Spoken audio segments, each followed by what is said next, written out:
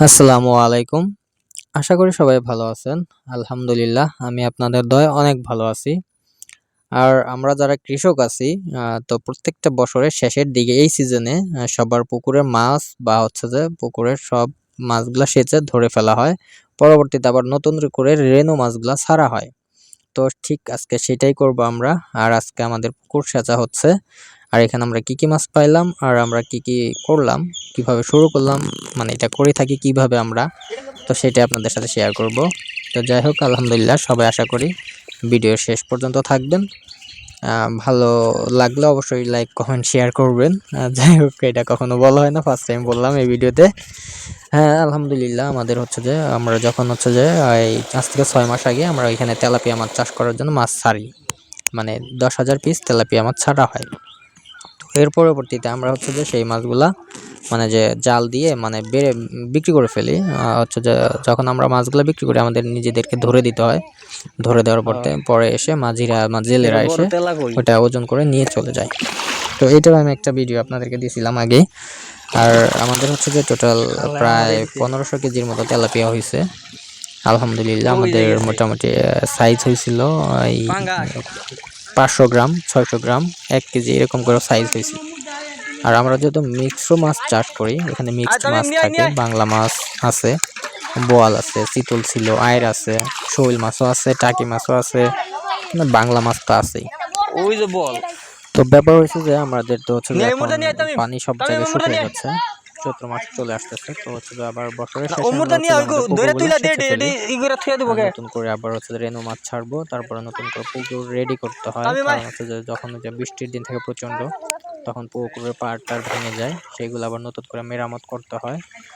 আর এইদিকে দেখতে পারতেছেন আমাদের যে বল মাছগুলা, এটাগুলো কিন্তু হচ্ছে যে বয়স হচ্ছে ৬-৭ মাসে, হয়তো ১ কেজি ১২০০ গ্রাম বা ১৫০০ গ্রাম এরকম ওজন হয়েছে। তো যাই হোক বল মাছগুলো আমি ধরতেছিলাম। আমি বেশ অনেকদিন হচ্ছে যে মাছ ধরাধরি বা হচ্ছে যে এভাবে মাছ ধরতেছিলাম না বা ধরি নাই। অনেকদিন বলতে কি মানে ৫-১০ বছর আমি বাইরেই ছিলাম বাড়ি। যাই হোক এবার আবার একদম অনেক বছর পর আবার মাছ ধরতেছি, মানে একটু ভয় লাগতেছে যেহেতু এখানে শিং মাছ আছে। শিং মাছের কাঁটা খাওয়ার একটা ব্যাপার আছে, কারণ আমি ছোটবেলায় শিং মাছের কাঁটা খাইছি অনেক। আমার মাছ ধরার প্রতি খুবই একটা নেশা কাজ মাহিম করতো দে ছোটবেলা থেকেই। আর আমার বাবা হচ্ছে যে মাছ চাষ করে, ওনার মূল বিজনেসই হচ্ছে মাছের। উনি বিজনেস করে যেহেতু হচ্ছে ফ্যামিলি বিজনেসই বলা চলে এটা এখন। অনেক মানে বাইরে এই গেছে বাইরে গেছে আমাদের গেছে ফ্যামিলি অনেকেই মাছ বিজনেসের সাথে রিলেটেড। ছোটবেলা থেকে দেখে আসছি, সেজন্য আমাদের এই পুকুরটা আমি ছোটবেলায় এসেছে তখন আমি অনেক ধরছি মাছ।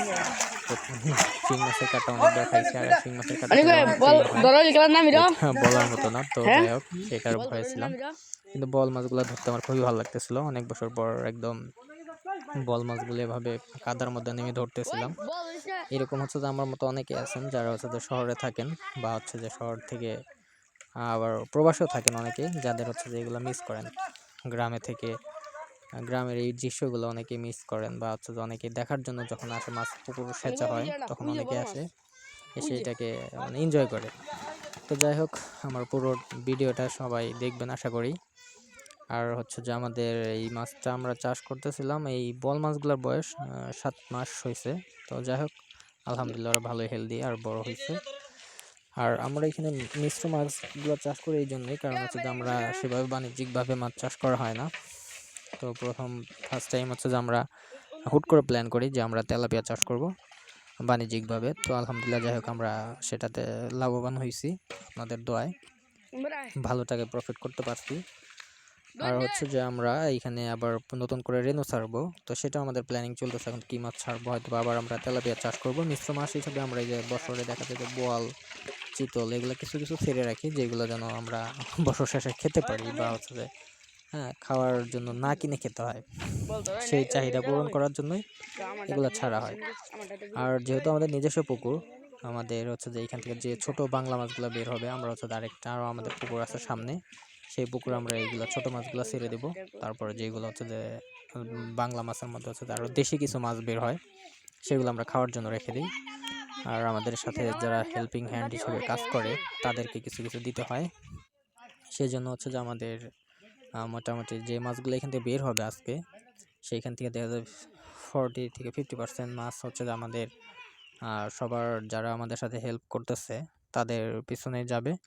আর 40% মাছ আমাদের বাসায় দেখা যায় যে পুরা 2-3 মাসের মাছ কিনে খেতে হয় না।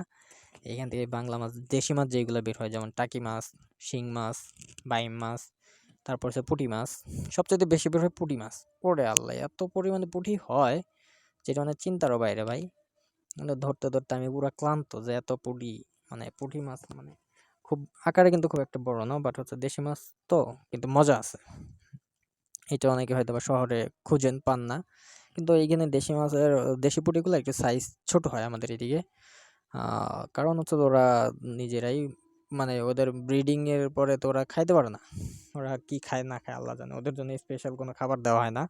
হয়তোবা মাছের সাথে থাকে, বড় মাছের সাথে থেকে হালকা, হালকা খাইতে পায়। তো যাই হোক শিং মাছের কাঁটা আমি খাই নাই আজকে। অনেকে খাইছে। তো যাই হোক আমাদের হচ্ছে যে পরবর্তীতে সব মাছ ছেড়ে দেওয়ার পরবর্তীতে এই ৪ টা বলই ছিল। যেটা হচ্ছে যে আমাদের বোন, বড় বোনকে দেওয়া হবে। আর ফুপিকে দেওয়া হবে। কাকে কোনটা, কোনটা দেওয়া হবে সেটা হিসাব করা হইতেছে। সবাই ভালো থাকবেন। আল্লাহ হাফেজ।